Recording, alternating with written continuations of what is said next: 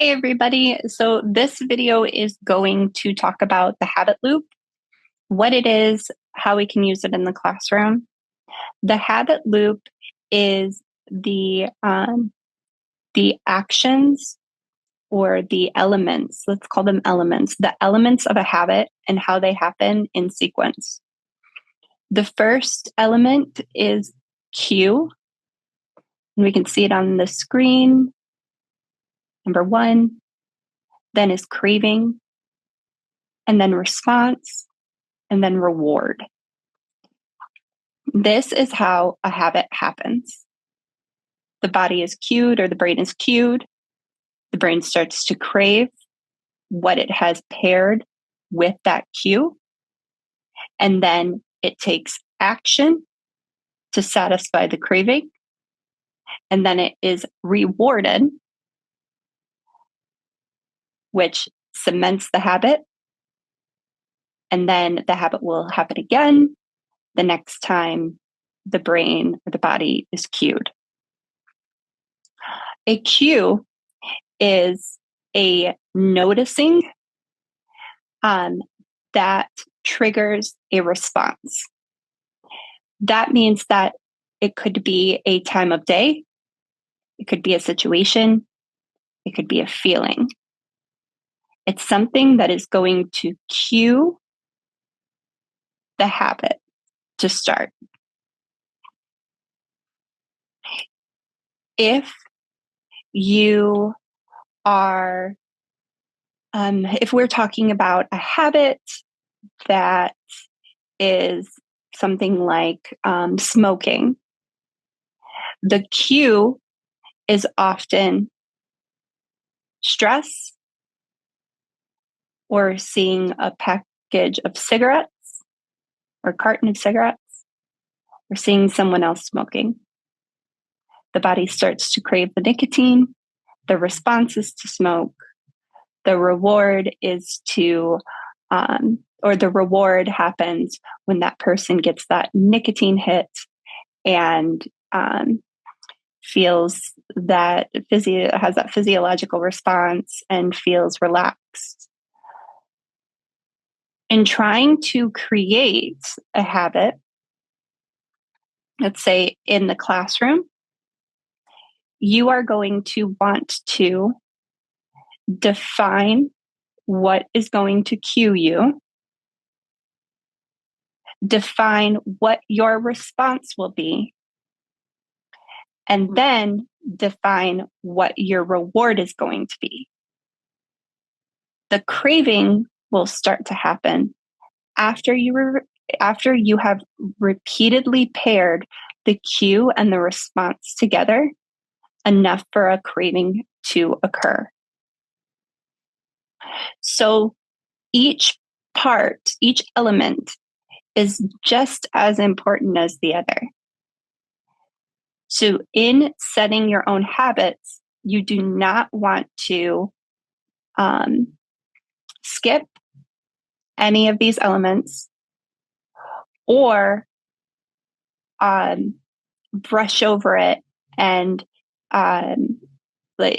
think that you've got 3 of the 4 elements, so you're going to be good to go.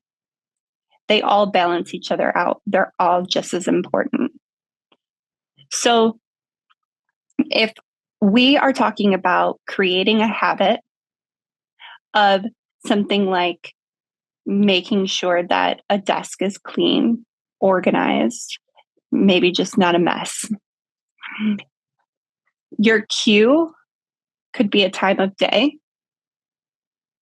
Let's say as you're going to leave.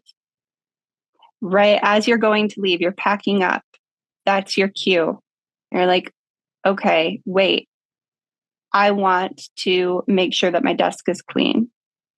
So your response will be to take everything that doesn't belong on your desk and put it in its correct spot.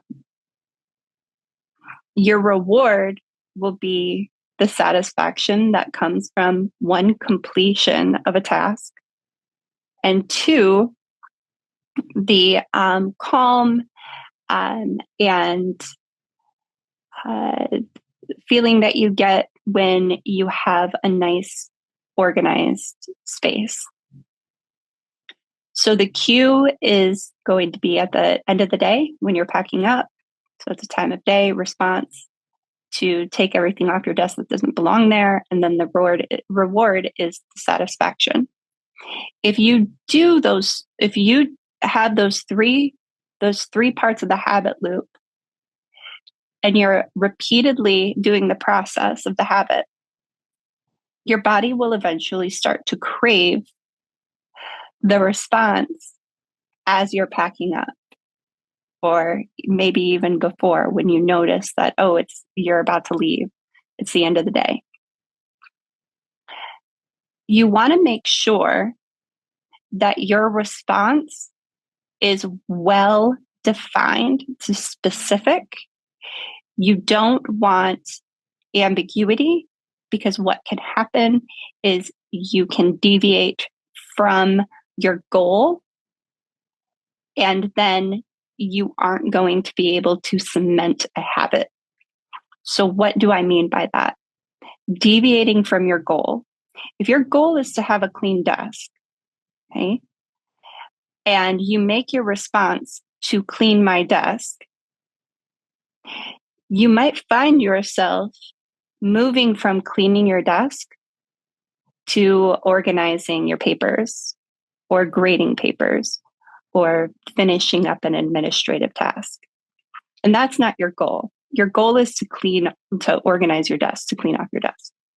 So you want to make sure that your goal or your response is, one, aligned to your goal, and two, very specific. I'm going to take everything off of my desk that doesn't belong there and put it somewhere else.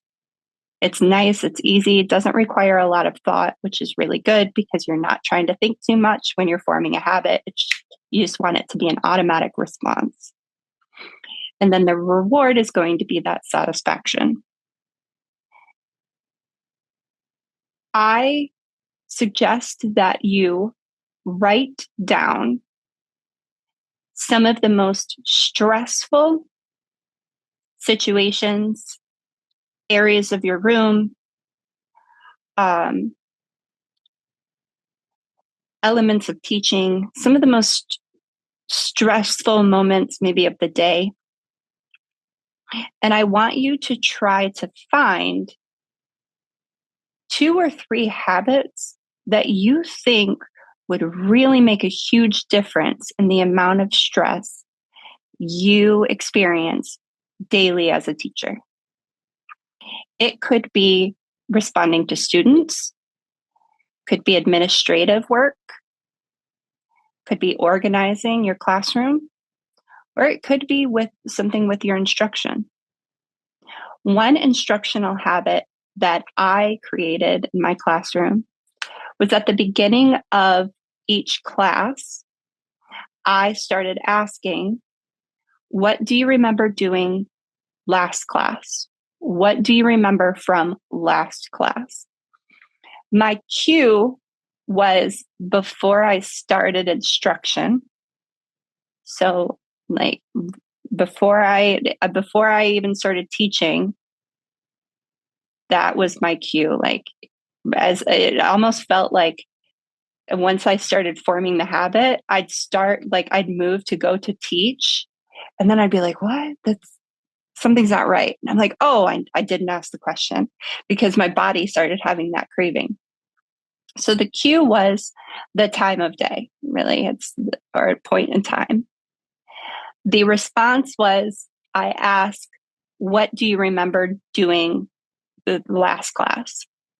And the reward was, students would have a better day because that question was priming their brain and connecting to prior knowledge. So cue, craving, response, reward.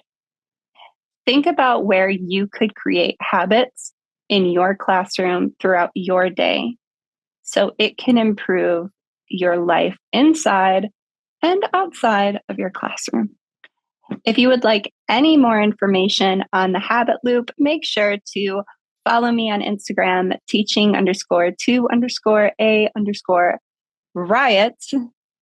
You can also find me at teaching2ariot.com, where you will find teacher training, resources, the neurodivergent toolkit and ADHD toolkit, coaching, and various amounts of workshops. I've got a lot of workshops.